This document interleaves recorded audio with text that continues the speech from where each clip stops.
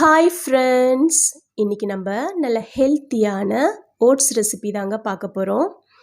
Vegetable masala oats ரொம்ப டேஸ்ட்டாக ரொம்ப ஈஸியாக எப்படி செய்கிறதுன்னு பார்க்கலாங்க. அதுக்கு முன்னாடி நீங்கள் நம்ம சேனலை ஃபஸ்ட் டைம் பார்க்குறீங்கன்னா நம்ம சேனல் சுமிதா சிம்பிள் சமையலை சப்ஸ்கிரைப் பண்ணிக்கோங்க. பெல் ஐக்கான் கிளிக் பண்ணி ஆல் கொடுத்துக்குங்க. அப்போ தான் நான் போடுற வீடியோஸ்லாம் உங்களுக்கு நோட்டிஃபிகேஷனில் வரும். வாங்க வீடியோக்குள்ளே போகலாம். இப்போ நான் மசாலா ஓட்ஸ் செய்கிறதுக்காக 2 ஸ்பூன் அளவுக்கு எண்ணெயை ஒரு பேனில் சேர்த்துக்கிறேங்க. எண்ணெய் நல்லா காஞ்சதும் ஒரு அரை ஸ்பூன் அளவுக்கு சீரகம் சேர்த்துக்கலாம். சீரகம் நல்லா பொரியட்டுங்க.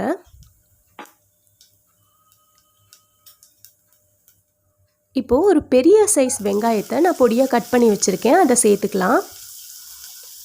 வெங்காயம் கொஞ்சம் வதக்கி விட்டுக்கலாம். வெங்காயம் ரொம்ப வதங்கணும்னு அவசியம் இல்லைங்க, லைட்டாக கலர் மாறினா போதும்.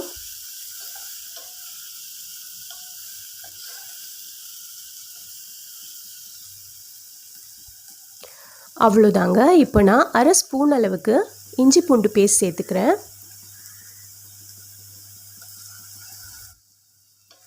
இதையும் நல்லா வதக்கி விட்டுக்குங்க. இஞ்சி பூண்டு பேஸ்ட் பச்சை வாசம் போகிற வரைக்கும் வதக்கி விட்டுக்கலாம்.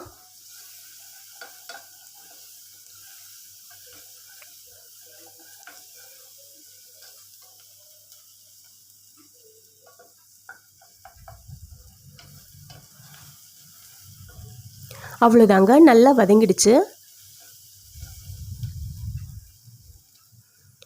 இப்போ நான் ஒரு தக்காளியை பொடியாக கட் பண்ணி வச்சுருக்கேங்க, அதையும் சேர்த்துக்கலாம். இதையும் ஒரு நிமிஷத்துக்கு நல்லா வதக்கி விட்டுக்கலாங்க.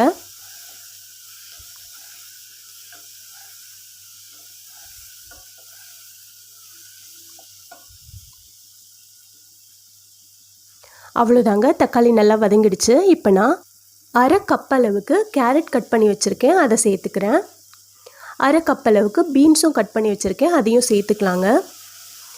நல்லா வதக்கி விட்டுக்குங்க. கேரட்டும் பீன்ஸும் எண்ணெயிலேயே நல்லா வதங்கணும், கொஞ்சம் நேரத்துக்கு வதக்கி விட்டுக்கலாம்.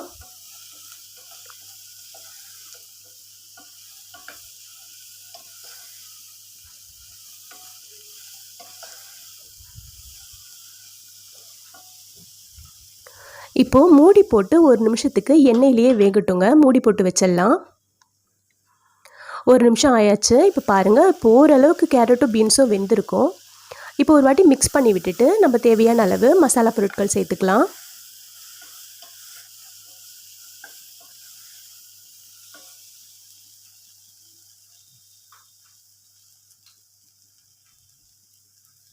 அரை ஸ்பூன் அளவுக்கு மிளகாய்த்தூள் சேர்த்துக்கிறேங்க.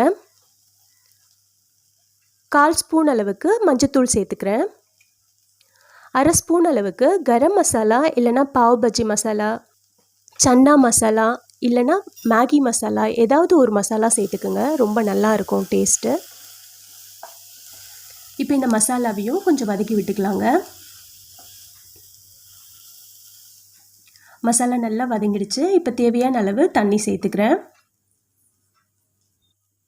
நான் 1 கப் அளவுக்கு ஓட்ஸ் எடுத்திருக்கேங்க, அதுக்கு 3 கப் அளவுக்கு தண்ணி சேர்த்துக்கணும்.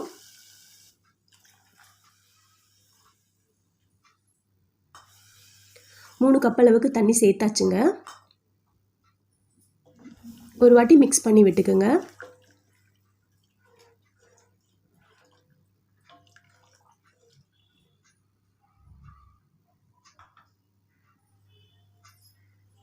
இப்போது மசாலா ஓட்ஸ்க்கு தேவையான உப்பு சேர்த்துக்கலாம். நான் அரை ஸ்பூன் அளவுக்கு உப்பு சேர்த்துருக்கேங்க.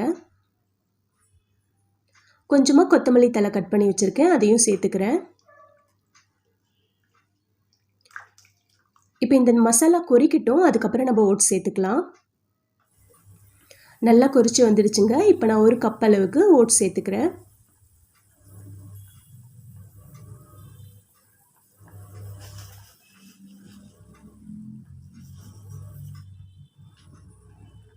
நல்லா மிக்ஸ் பண்ணி விட்டுக்குங்க. ஓட்ஸ் வேகிறதுக்கு 1 நிமிஷம் தான் ஆகும். நல்லா மிக்ஸ் பண்ணி விட்டுட்டு நம்ம 1 நிமிஷத்துக்கு வேக வச்சுக்கலாம்.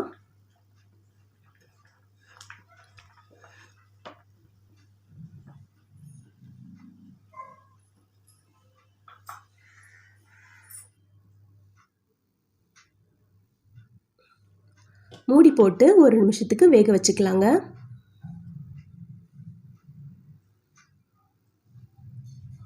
அவ்வளோதாங்க, 1 நிமிஷம் ஆயாச்சு. ஓப்பன் பண்ணி பார்க்கலாம். அவ்வளோதாங்க, ஓட்ஸ் நல்லா சூப்பராக ரெடியாகி வந்திருக்கு.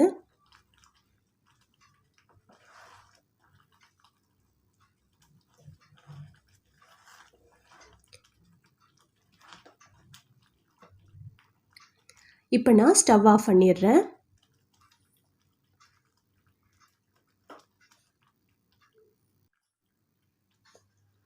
இப்போது நான் பவுலுக்கு மாற்றிக்கிறேன்.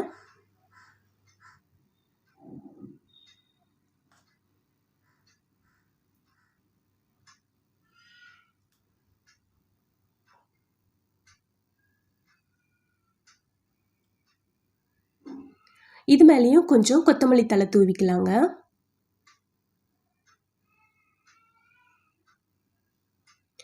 அவ்வளோதாங்க, நல்ல ஹெல்த்தியான மசாலா ஓட்ஸ் ரெடி ஆயிடுச்சு.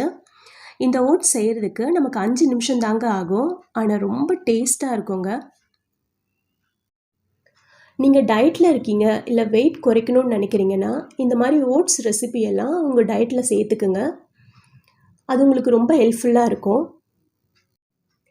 ஹெல்த்தியான இந்த மசாலா ஓட்ஸ் காலையில் பிரேக்ஃபாஸ்ட்டுக்கு மட்டும் இல்லைங்க, நைட்டு டின்னருக்கும் சூப்பரான ரெசிபியாக இருக்கும். கண்டிப்பாக இந்த மசாலா ஓட்ஸ் ரெசிபியை நீங்கள் ட்ரை பண்ணி பாருங்கள். செஞ்சு பார்த்துட்டு எப்படி இருந்ததுன்னு கமெண்ட்டில் சொல்லுங்கள். இந்த வீடியோ உங்களுக்கு பிடிச்சிருக்கும்னு நம்புகிறேன். மறக்காமல் நம்ம சேனல் சுமிதா சிம்பிள் சமையலை சப்ஸ்கிரைப் பண்ணிக்கோங்க. பெல் ஐக்கான் கிளிக் பண்ணி ஆல் கொடுத்துக்குங்க. அப்போ தான் நான் போடுற வீடியோஸ்லாம் உங்களுக்கு நோட்டிஃபிகேஷனில் வரும். தேங்க்யூ.